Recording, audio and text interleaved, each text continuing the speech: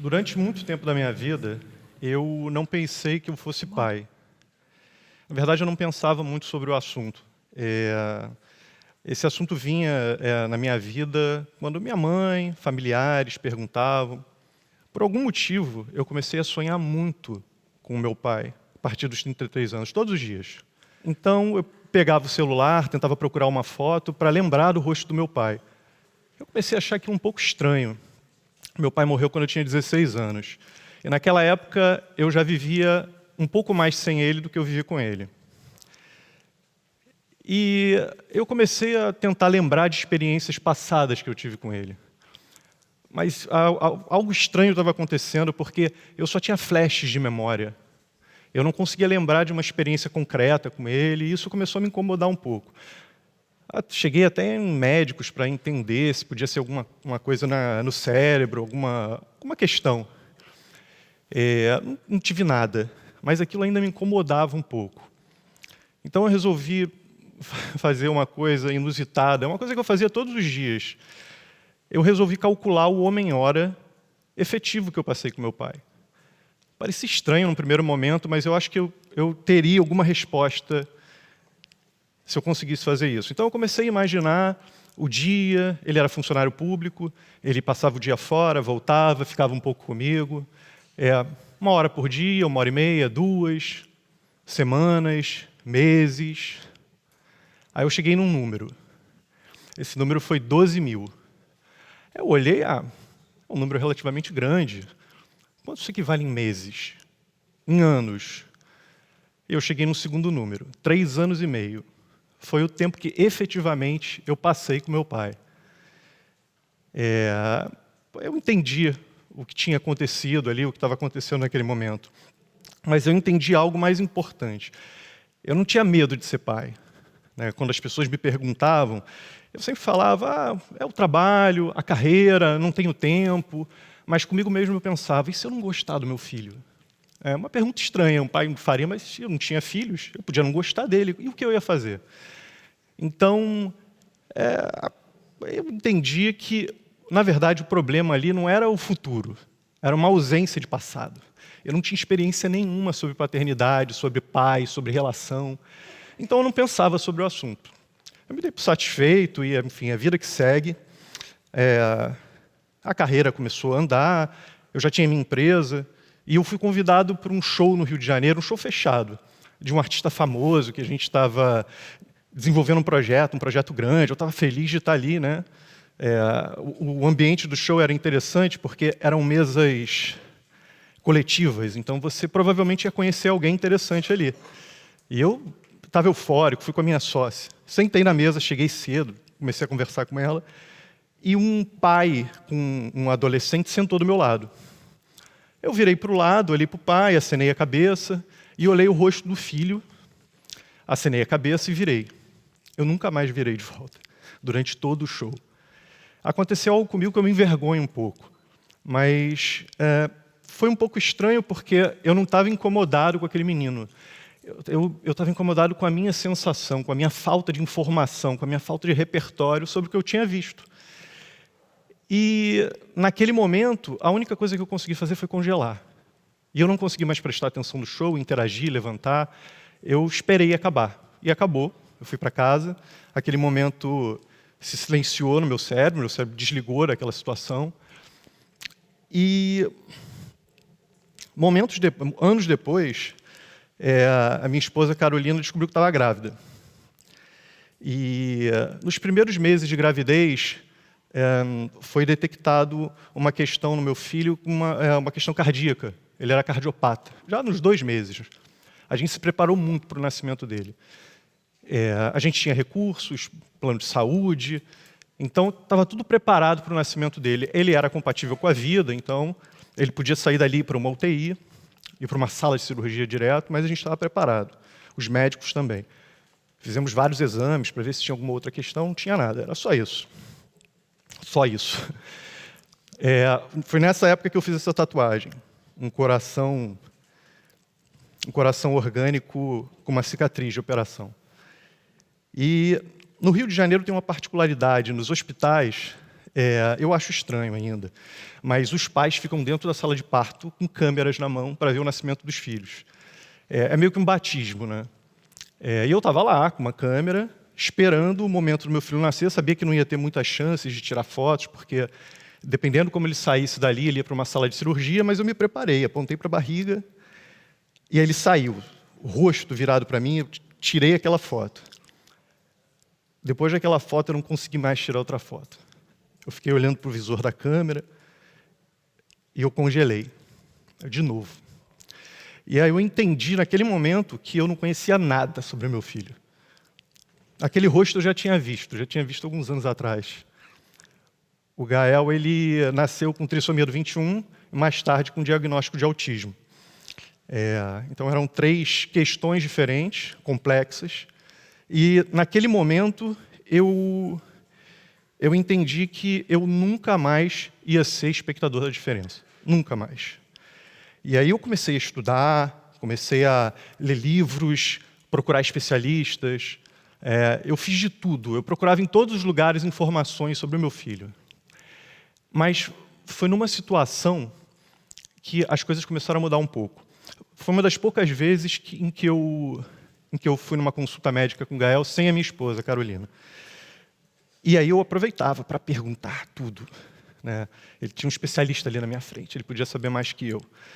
Obviamente sabia. Então, esse médico em particular, ele percebeu a minha angústia ali, meu excesso de perguntas, ele segurou assim no meu braço e ele disse, o que você está procurando você não vai encontrar aqui. Eu achei estranho aquilo, uma coisa meio cético no primeiro momento. E aí ele falou, o que você está procurando não está em lugar nenhum. Está na relação que você vai ter com seu filho, no dia a dia. Especialista no Gael vai ser você. Então espera. Eu recebi aquilo com um pouco de... ele queria me confortar, né? Uma situação complexa. Mas aos poucos, durante os anos, eu comecei a entender o que ele tinha falado para mim. Mais tarde eu fiz uma pesquisa sobre esse médico e descobri que ele tinha um filho com trissomia 21 e autista, adulto. Então ele realmente estava falando sério comigo, ele sabia o que estava falando. E aí uma dessas situações que aconteceu um pouco mais no futuro, foi num momento que eu estava conversando com o Gael já devia ter uns 6 anos. O Gael é verbal, tá? Ele não fala, mas ele se comunica por meio de gestos, olhares. E eu passei muito a observar os comportamentos do Gael para conseguir me comunicar com ele. E num dado momento eu estava falando em português com ele falando algumas coisas, eu respondendo, e aquilo era uma interação complexa, longa, grande. E um sobrinho meu, olhando aquela situação, ele olhou, ele falou, ô tio, você parece o Luke Skywalker. Aí eu, por quê? É porque você parece que está falando com R2-D2, né? Aquele robozinho que apita. Aí eu olhei e falei, é verdade, é verdade. Mas aí a pergunta que veio a seguir que me surpreendeu e que acendeu uma centelha na minha cabeça. Ele falou assim, como eu aprendo essa língua?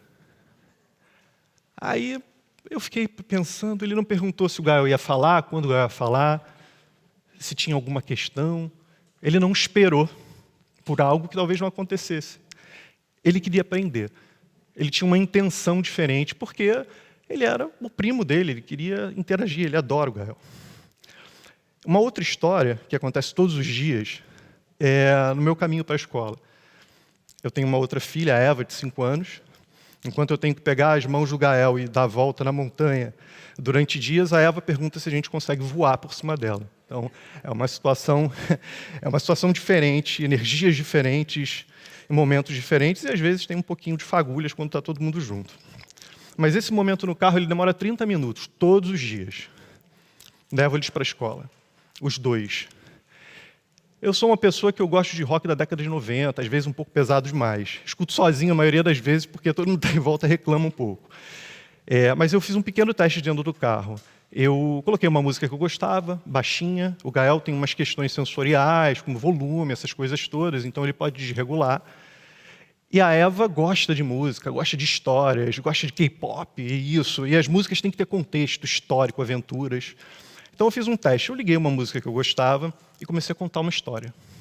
Uma história de uma princesa encantada, com o rei Gael, em que ela defendia os 3 reinos que eram níveis diferentes de suporte à vida, e de vez em quando essa princesa tinha que virar uma guerreira e defender esses reinos dos monstros. E ela começou a interagir, começou a falar, e a música estava rolando, estava acontecendo, e ela gostando. O Gael tem uma interação com a irmã que ela é muito curiosa. Quando a Eva está feliz, o Gael está sempre feliz, independente de som, de barulho, ele se empolga com a felicidade da irmã. O contrário é verdadeiro. Quando ela chora, quando ela está triste, tudo desregula. Então, os ambientes em que a gente vive precisam ser ambientes muito positivos, sempre. Então, assim, se algo cai, fica errado, acontece um caos. Então, a gente toda hora pensa de forma criativa como aquele ambiente pode ser melhor para todo mundo. E no carro foi isso. E o curioso é que a Eva, todos os dias, pede uma música nova do jeito dela. Pai, coloca a música da Águia Mar, coloca a música do Rei, coloca a música da Índia, que voa. E eu coloco as músicas que eu escuto, o Gael fica feliz, e a gente tem um ambiente ali no carro que poderia ser o mais caótico possível. Mas é o melhor momento de todos os dias, dos meus dias, desde que a gente conseguiu fazer isso. E eu comecei a perceber que esse tipo de movimentação, de alguma forma, de uma criatividade coletiva acontecia em diversos lugares. Acontecia no consultório, na escola, tinha um insight novo, algo novo acontecendo, uma descoberta. E era tudo em função de bem-estar, de felicidade. Não tinha um medidor ali, não, qual é o problema, qual é a solução? Era, não, o ambiente precisa mudar para ele ser melhor para todas as pessoas que estavam ali. E dessa percepção, eu comecei a me perguntar, e se a gente, de alguma forma, pudesse juntar esses pequenos conhecimentos de dia a dia, se eles não se dispersassem ali na vida da família, no pequeno consultório, e se eles estivessem, de alguma forma, conectados? E se eles estivessem conectados, esse conhecimento empírico, ele estivesse conectado com o conhecimento científico, com aquelas lacunas que eu não encontrava em lugar nenhum, eu lia, não encontrava, encontrei muitas coisas dentro de casa. Aí, a partir desse momento, eu comecei a conversar com amigos especialistas, pessoas incríveis que eu conheci ao longo da minha vida profissional, filósofos, doutores, e eu contava essas histórias e contava a minha visão de mundo. E sempre tinha uma pergunta no final. Eu esperava todas, menos essa. Mas eles perguntavam, quando que a gente vai fazer alguma coisa sobre isso? Porque a gente ainda não começou. E aquilo vinha com um senso grande de responsabilidade, porque era algo que eu colocava, eles se empolgavam, e eram meus filhos, então tinha medo de falhar, né? Mas aí, depois de um tempo, isso começou a se tornar inevitável. E a gente fundou o Diver Dream. O Diver Dream é uma iniciativa científica independente. O nosso primeiro objetivo é criar uma inteligência artificial treinada de uma forma diferente. A ideia é treinar essa inteligência artificial com esses pequenos momentos divergentes, neurodivergentes, com experiências vívidas, e não com uma projeção de quem nós somos em rede social, nesses lugares, no Instagram, no LinkedIn. Somos sempre projeções de alguma coisa, nunca quem realmente somos. A experiência humana não está ali. A experiência humana está no dia a dia da família. Então, a nossa ideia com essa iniciativa é juntar essas pequenas experiências no mundo inteiro. Talvez alguém no Japão tenha entendido que uma música dentro do carro fez bem para aquele ecossistema, para o filho dele, para a filha. Talvez aquele aprendizado paterno auxilie uma terapia. Então, se a gente juntar tudo isso e tiver conhecimento científico junto já produzido, alguma coisa nova pode acontecer. E tem algo muito importante dentro da nossa filosofia de construção dessa inteligência artificial, que é sobre a resposta.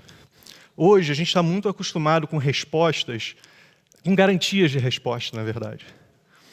A gente está acostumado a perguntar, e se as inteligências artificiais que usamos hoje não tiverem respostas, elas inventam uma resposta, elas precisam te dar uma resposta.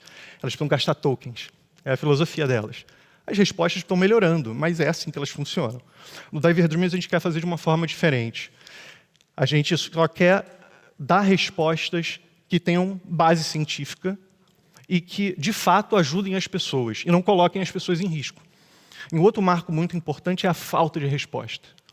Para a gente, a falta de resposta é uma oportunidade de um novo conhecimento e não um erro sistêmico. Então, no momento que esse sistema não tem uma resposta, ele levanta a mão. Eu não tenho uma resposta. Quem aqui pode me ajudar? Eu vou reanalisar esses dados. Então, a comunidade científica pode participar. É uma nova questão. E o mais importante disso não é a tecnologia. A tecnologia ela é meio. A gente vai construir essa inteligência artificial, na verdade, a gente já está construindo, mas outras tecnologias podem surgir. Mas a base filosófica dela continua a mesma. São as pessoas, a adaptação de ambientes, intenção. Então, para a gente, a importância é não trazer essas crianças neurodivergentes, essas pessoas neurodivergentes, para um mundo médio. A gente quer levar esse mundo médio a ser ampliado com o que a gente acredita que é uma inteligência também. Não é um problema sistêmico. É uma inteligência humana diferente. E para a gente é muito importante que isso aconteça. Essas relações humanas para a gente é o que vai fazer essa tecnologia crescer. E eu queria, por último, depois dessas histórias, compartilhar com vocês uma reflexão que eu tenho todos os dias, desde que meus filhos nasceram. É uma pergunta, na verdade, ela me acompanha da hora que eu acordo à hora que eu durmo. Ela já foi muito dolorida, ainda é, pela ausência de resposta. Eu tenho certeza que todas as famílias que têm algum envolvimento com a neurodivergência se perguntam isso todos os dias. A resposta, eu tenho uma luz no fim do túnel, ainda não é uma resposta definitiva, mas isso me faz levantar e me faz subir aqui, encarar todos vocês, o que não é fácil para mim, mas talvez tenha me trazido até aqui. E talvez me impulsione para frente, e essa visão, esse sonho, talvez ele possa ganhar atração. A resposta para essa pergunta está aqui, são vocês, todos vocês. Mas, infelizmente, a característica dessa pergunta não me coloca como um ator da resposta. Mas eu ainda tenho esperança que o mundo pode mudar em função disso. Obrigado. Obrigado.